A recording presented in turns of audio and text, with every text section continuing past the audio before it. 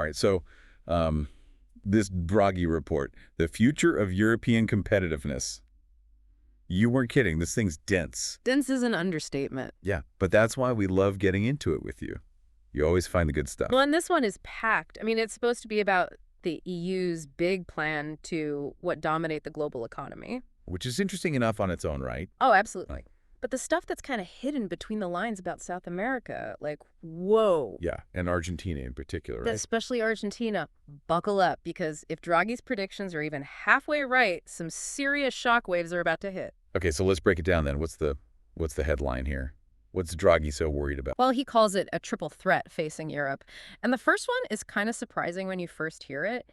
He says Europe's productivity is, well, it's just not keeping up with the U.S., especially in the digital world. Okay, but isn't that always the case? I mean, hasn't the U.S. always been ahead in tech and stuff? Sure, but this is different. We're not just talking about having the newest iPhone. It's much deeper than that. This is about a lag in innovation, a real weakness that could impact everything. Everything. Like what? Give me an example. Well, for starters, economic growth, obviously. Yeah. But then you've got global influence, even social stability in the long run. It's all connected. Okay. I'm starting to see why this has you so riled up. So how far behind is Europe, really? Well, Draghi throws out some pretty stark numbers in the report. For example, only 14% of European businesses are actually using AI, compared to 25% in the U.S. That's a huge gap. Yeah, that is. And I'm guessing that's not the only area where they're falling behind. Not even close. Which brings us to threat number 2. The energy crisis. Right. Europe wants to ditch expensive energy, become more independent, but they also want to go green. How's that going to work? That's the million-dollar question, isn't it? It's like trying to juggle chainsaws while riding a unicycle. Ambitious, to say the least. And they're trying to do all of this while staring down China, who, the report itself admits, is already ahead of the game in clean technologies. It's not a great position to be in, let's put it that way, especially with the war in Ukraine still messing with energy prices globally. Okay, so we've got Europe trying to reboot its economy, save the planet, and, oh yeah, navigate this whole world on edge situation. Talk about pressure. No kidding. And speaking of pressure, the report also highlights just how vulnerable Europe is when it comes to getting those essential raw materials. Stuff they need for pretty much everything. Exactly. And guess who happens to be sitting on a mountain of those very same raw materials? Let me guess, South America. Bingo. All of a sudden, South America, with all its lithium, copper, nickel, we're talking critical stuff here, becomes very important to Europe's master plan. Hold on. So Europe wants to go green, but they need South America's resources to do it. Isn't that a little ironic? It certainly highlights the complexities of the situation, and it makes you wonder, who really holds the power in this scenario? So are we saying South America's got Europe over a barrel here? It's not that simple, but they're definitely in a strong position, potentially. At least that's how the report makes it seem.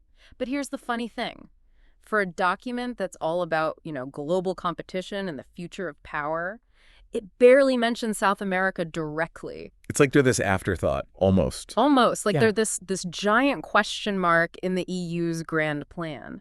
Which is strange when you think about it, because the EU needs South America, at least if they want to achieve all these ambitious goals they've laid out. Because of the whole raw materials thing? Exactly. Argentina, along with a few other South American countries, is basically sitting on a gold mine. But the question is, will they be able to use that to their advantage, or will this become another one of those resource curse situations? Oh, yeah, you're going to have to explain that one to me. Resource curse. It sounds like something out of a pirate movie. Right. Well, it's not quite as dramatic as that. But basically, it describes this phenomenon where countries that are rich in natural resources, think oil, minerals, that kind of thing, they often end up with weaker economies and less development overall. Wait, really? That's so counterintuitive. You'd think having all those valuable resources would be a good thing. You'd think so, right? But it can actually create a whole host of problems. Okay. For one thing, it leads to this over-reliance on a single industry. So other sectors of the economy get neglected, and that makes them extremely vulnerable to, let's say, price fluctuations in the global market. So if the price of lithium crashes, Argentina's economy goes down with it. Exactly. And then there's the corruption factor. Resource-rich countries are often, let's just say, more susceptible to corruption and instability. Because there's so much money floating around. Exactly. It's a recipe for trouble.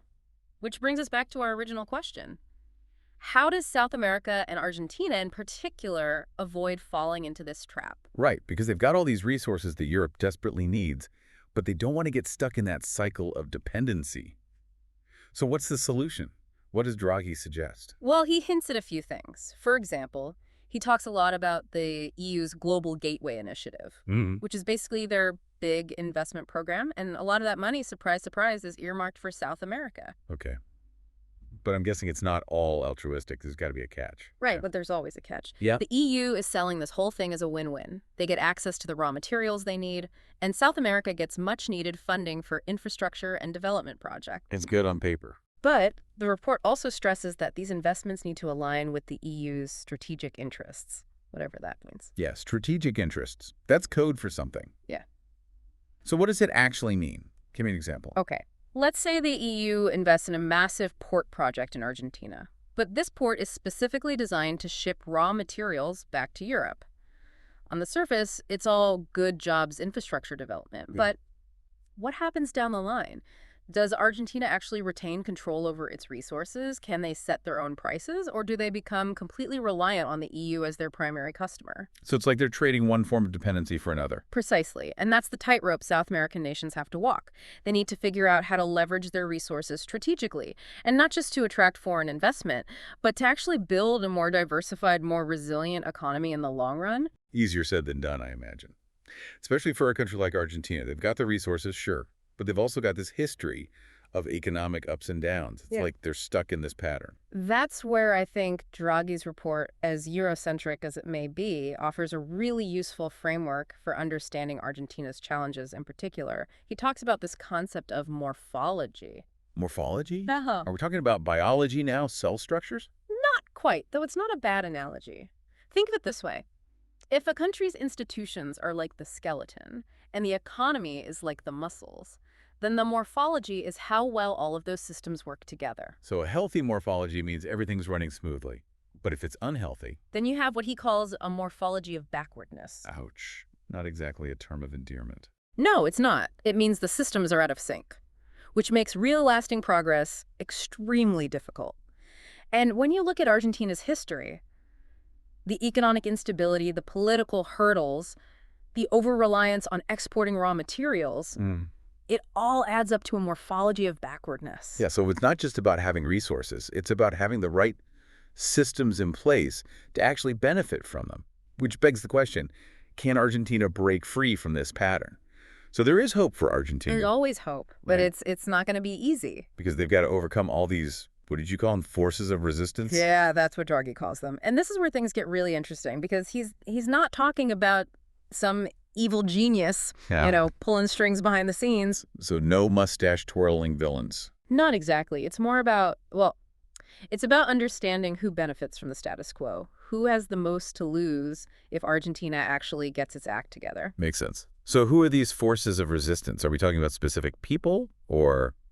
It's more about systems, I guess you could say. We've talked about those powerful economic interests, the ones who are perfectly happy with Argentina staying right where it is, a reliable supplier of cheap raw materials. Because they're making money the way things are now. Exactly. And if your profits depend on Argentina remaining dependent, well, you're not exactly incentivized to help them break free, are you? So it's short-term gains for them, long-term consequences for Argentina. Lovely. Mm-hmm. But it's not just external forces, right? What about Argentina's own internal problems? Oh, that's a whole other can of worms. Yeah. The report talks a lot about the need for, what's the word? Stable institutions, a transparent government, a reliable legal system, all that good stuff. And Argentina doesn't exactly have the best track record in those areas. Let's just say they've had their challenges.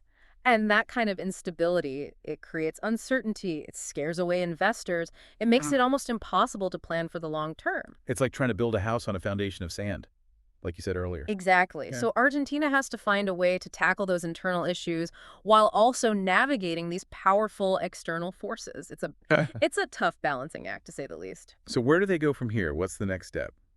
Well, I think the first step is recognizing that they do have leverage. Yeah. They're sitting on these incredibly valuable resources that the rest of the world, including the EU, needs, and that gives them power if they choose to use it. Right. It's not just about attracting foreign investment. It's about making sure that investment actually benefits Argentina in the long run. Exactly. It's about setting boundaries, negotiating from a position of strength, making it clear that they're not just open for business. They're open for business on their own terms. I like it.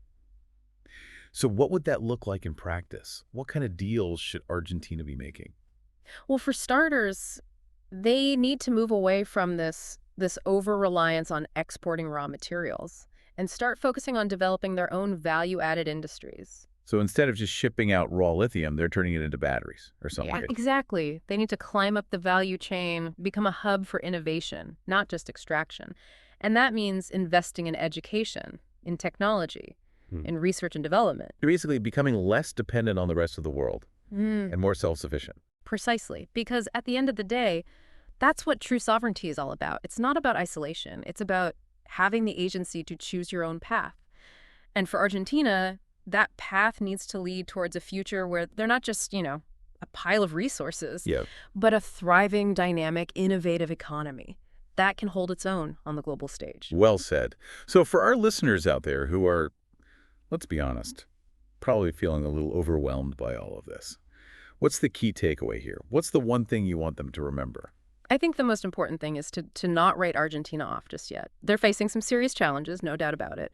But they also have a real opportunity here to break free from the past and build a more prosperous, more equitable future for their people. It's not going to be easy, but if they make the right choices, there's no telling what they can achieve. It's a story that's still being written. Exactly. And that's what makes it so fascinating to watch. Couldn't have said it better myself.